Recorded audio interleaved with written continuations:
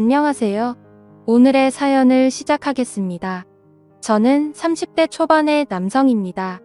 제가 겪은 이야기를 전해보려 합니다.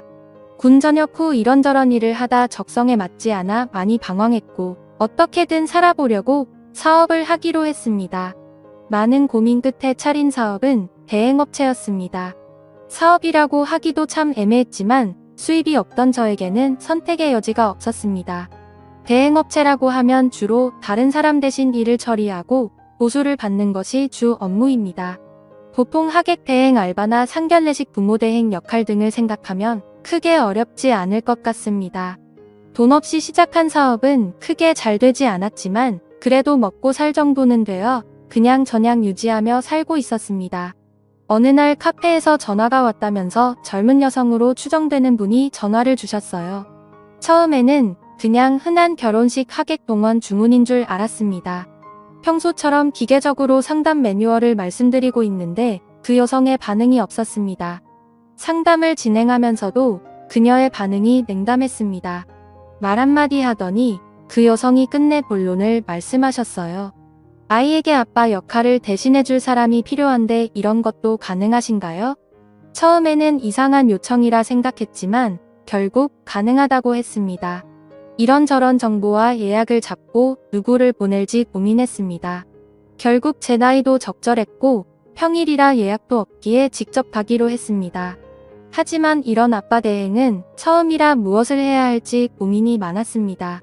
조금 이상한 감이 들었고요. 보통 아빠 대행은 애비가 없어 보이지 않기 위해나 당사자인 아이에게 아빠인 척 해달라는 경우가 많지 않습니다.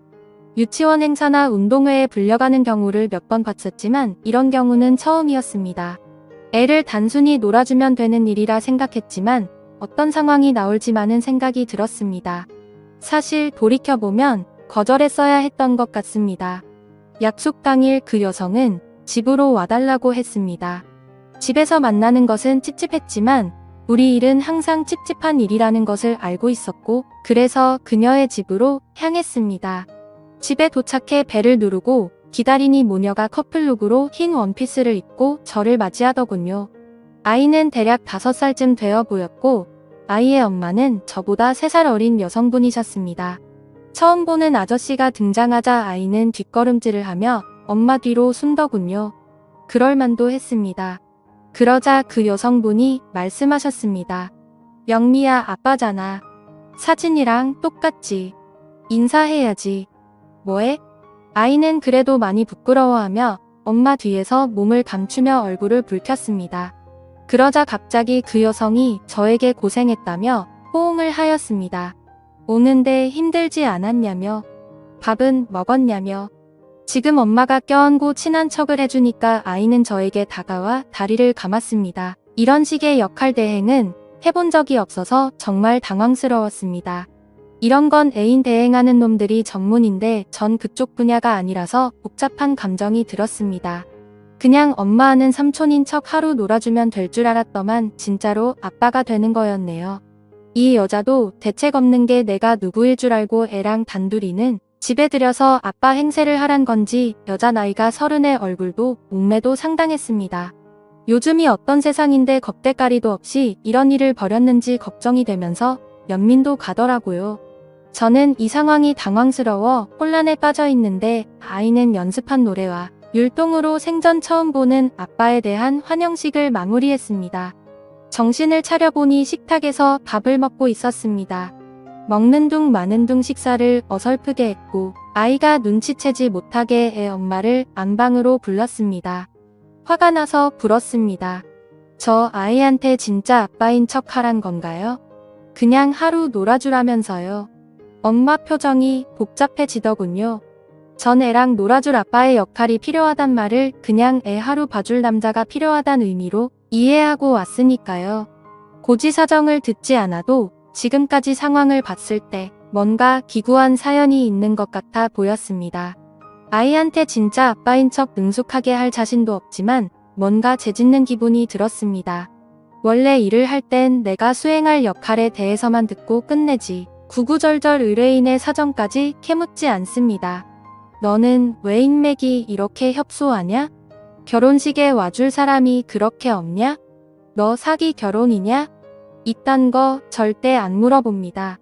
그런데 이번에 좀 알아야겠더라고요. 저의 일당 받고 가버리면 끝이지만 애는 뭐가 되냐고 물었습니다. 대답을 안 해주면 그냥 나오려고 했고요. 그러자 여자가 머뭇거리며 조심히 말을 꺼냅니다. 자기는 미혼모고 애 아빠는 다른 여자와 결혼했고 지금은 사고를 쳐서 복역 중이랍니다. 아이에게는 그동안 아빠가 못 오는 이유를 적당히 둘러댔고 매년 생일 때 올 거라고 거짓말을 해놨는데 커가는 아이가 영리해져서 올해는 가짜라도 보여줘야겠다고 생각하고 저를 찾은 거랍니다. 진짜 아빠인 척 해버리고 가버리면 애의 허탈감은 어쩔 거냐고 물으니까 그건 본인이 알아서 해결하겠다고 합니다. 이 여자 답이 없네요. 지금이라도 가서 삼촌이라고 말하라고 했더니 그건 안 된다고 합니다. 사실 제 생각에도 말이 안 되는 게 지금껏 아빠인 줄 알고 춤추고 노래 부르고 뽀뽀하고 다 했는데 밥 먹고 나니 짠나는 삼촌이지롱 하면 아이를 농락하는 것도 아니고 차마 저도 그렇게까지 못하겠더라고요. 어휴, 저도 답이 없네요. 일단 이 좁아터진 집에서 나가고 싶었습니다. 뭐랄까 숨통을 재는 기분이 들어 아이를 데리고 근처 공원으로 나갔는데 날이 너무 춥습니다. 이 아이와 어디를 가야 할지 어디에 있어야 할지 정말 못 찾겠더라고요. 어쩔 수 없이 집으로 돌아올 수밖에 없었습니다. 집에 돌아와 아이와 간단히 놀아줬습니다. 남자 없는 집에서 엄마랑 단둘이 살아서 그런 건지 아님 아직 어려서 그런 건지 친아빠와 전혀 안 닮았는데 저를 아빠로 철석같이 믿고 날았습니다. 어느 싸구려 사진관에서 합상했는지 거친 포샵에 흔적이 역력한 100일 가족사진 들고 와서는 아빠 사진이라는데 뜨끔하다가 안쓰러워집니다. 머리엔 수만 가지 생각들이 듭니다. 짝퉁이지만 처음 본 아빠인데 이러고 집에서 시간 낭비하는 게 맞나 그렇다고 추억을 만들어줬다가 몇 시간 후 나 퇴근해버리면 내가 겪을 후유증은 어떡하나 영미야 아빠랑 뭐 하고 싶어이 집에 들어온 후 처음으로 애 이름 불러봤네요. 뭐 대충 외식하자 놀이동산 장난감 뭐 사달라 모범 답안을 몇 개 예상했습니다. 그런데 지방으로 뛰어들어가더니 퍼즐을 갖고 나와서 거실에 우르르 쏟네요. 퍼즐 맞추자고요. 이건 딱 봐도 초과급 무사이즈였습니다. 엄청나게 큰 퍼즐이 무려 3개네요. 아빠랑 맛있는 거나 먹으러 나가자고 아이를 회유했습니다만 꼭 퍼즐을 맞춰야겠답니다. 빨리 여길 벗어나고 싶은 마음뿐이었지만 어쩔 수 없이 묵묵히 퍼즐을 맞춰줬습니다. 백설공주가 반쯤 완성됐을 때 아이가 갑자기 발로 퍼즐을 차며 파토를 냅니다.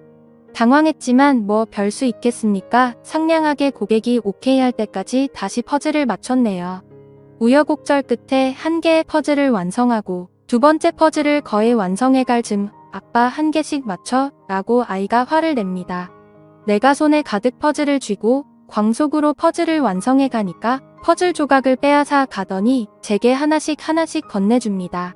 빨리 퇴근하겠다는 일념으로 쪼그려 앉아 퍼즐을 맞춘 지 2시간 만에 처음으로 허리를 펴고 화장실에 갔습니다.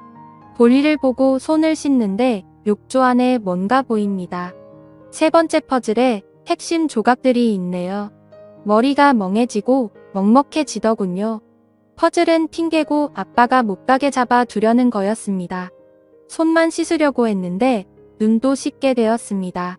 아이는 제가 갈 걸 알고 있었던 거였습니다. 제 조카들은 퍼즐을 다 맞추면 흐트러질까봐 건들지도 못하게 하면서 좋아하는데 이 아이는 무표정이었습니다. 욕조에 숨겨둔 퍼즐 찾아서 갖고 나오니까 아이가 저를 허탈하게 쳐다봅니다. 결국 모든 퍼즐을 맞췄고 저는 아이와 작별하게 되었습니다. 여자는 제게 연신 고맙다고 하더군요. 돌아가려 신발을 신는데 아이는 울었고 저도 눈가에 나오는 눈물을 닦아야 했습니다. 눈물을 훔치고 아이를 안아주며 금방 또 올 거라고 거짓을 말해야 했습니다. 집에 돌아오는 길 돈은 벌었는데 기분은 좋지 않습니다. 그러면서 저의 5살 때 기억을 떠올려 봤습니다. 흐릿했습니다. 기억이 잘 안 나네요.